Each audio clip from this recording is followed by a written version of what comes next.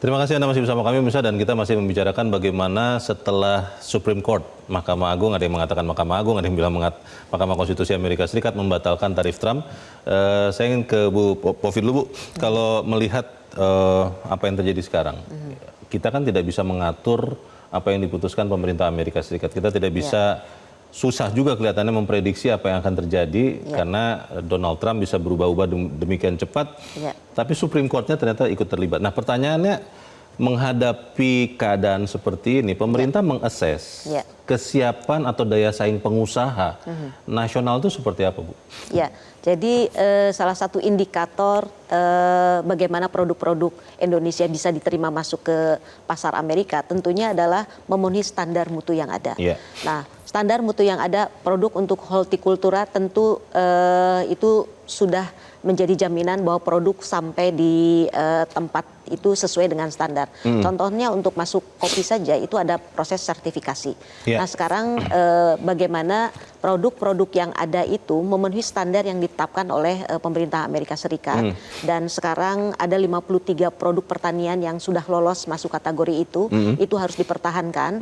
Dan dengan adanya climate change, perubahan iklim yang sangat mendera Indonesia, ini pemerintah harus mempersiapkan, memberikan pengawalan ya kepada produk-produk pertanian ini bersama dengan stakeholder yang lainnya, mulai dari Kementerian Pertanian yang untuk mengawal bagaimana para pelaku usaha ini agar tetap memenuhi standar yang ada. Karena seperti kita ketahui, dengan adanya perubahan iklim menyebabkan di dalam negeri saja ada beberapa produk seperti cabai ya, itu yang sekarang sangat dibutuhkan di bulan Ramadan ini bisa naik turun. Nah, sekarang bagaimana berdasarkan tarif yang telah ditetapkan, yang tadi sudah disampaikan bahwa selama 90 hari Indonesia memiliki kesempatan untuk berkirim surat secara formal apa saja ketentuannya. Nah, jadi pertama adalah indikator memenuhi standar masuk dulu pasar Amerika, yaitu untuk produk yang boleh dikatakan kita singkat sebagai SK3T, yaitu sawit,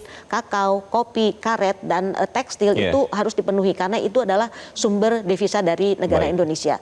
Kemudian untuk sawit pun juga CPO ini menjadi salah satu produk unggulan yang menguasai hampir 85% pangsa pasar di Amerika Serikat, dan ini mengalahkan Malaysia. Itulah yang dikatakan sebagai diplomasi sawit Indonesia dengan Amerika Serikat yang mau tidak mau mereka pun juga akan berpikir bagaimana cara untuk penanggulangan tarif ini.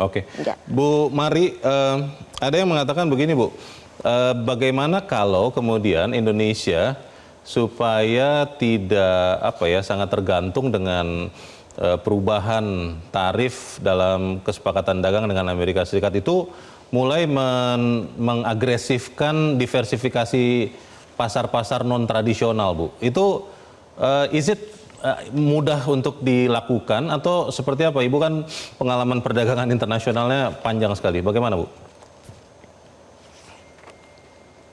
Kalau menurut saya diversifikasi pasar memang sangat penting ya di dalam menghadapi ketidakpastian akses pasar ke Amerika.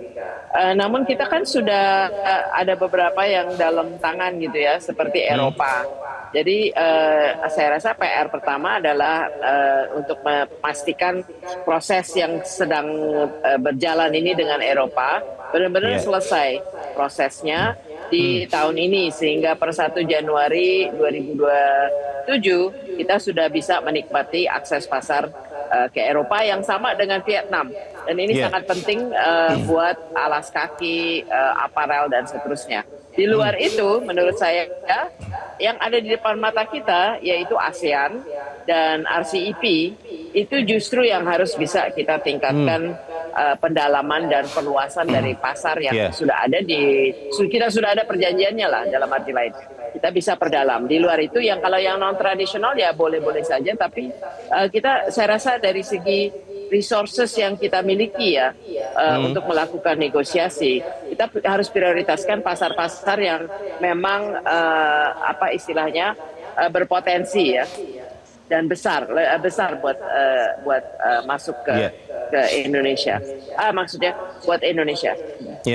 Bu Mari, kalau kita lihat kan tadi Ibu sudah sempat sebut ya, beberapa kerjasama perdagangan Indonesia itu kan biasanya dalam agreement ya, bentuk formal hukum internasionalnya itu perjanjian perdagangan. Dengan Amerika ini bagaimana Ibu? Kan beda tuh Bu, disebutkan semacam aliansi atau seperti apa? Itu sebetulnya berbeda atau sama saja sebetulnya Bu?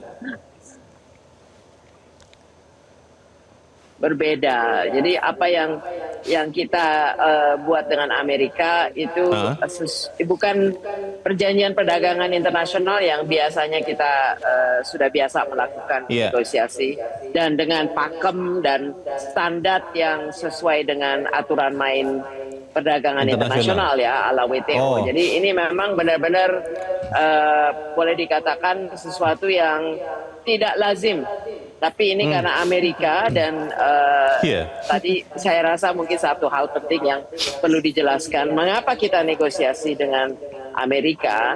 Karena banyak produk kita yang dependensi ke pasar Amerikanya besar. Seperti alas kaki, apparel, furniture, seafood. Itu semua more than 50% atau sampai 60% ekspornya itu ke Amerika, dan mereka penting. Mengapa? Karena padat karya. Jadi banyak sekitar 4 juta atau 5 juta pekerja yang akan terdampak bila mana kita tidak melakukan negosiasi. Bu Mari, kalau tadi di kesempatan yang sebelum ini Bu Sinta mengatakan bahwa komunikasi dengan USTR itu antara G2G ya dengan pemerintah Indonesia. Dewan Ekonomi Nasional Bu, itu ada mungkin, saya tidak tahu apakah komunikasi samping-samping begitu Bu dengan USTR, atau memang sepenuhnya itu komunikasi itu dipimpin oleh Kemenko Perekonomian Bu? Iya, sebagai G2G memang lead-nya adalah Kemenko Perekonomian. Dewan Ekonomi Nasional itu memberi masukan lah kepada para negosiator untuk bahan masukan saja sebagai input. Baik, kita harus jeda dahulu Bu Mari dan Bu Povi, dan pemirsa tetap bersama kami Top Ekonomi segera kembali.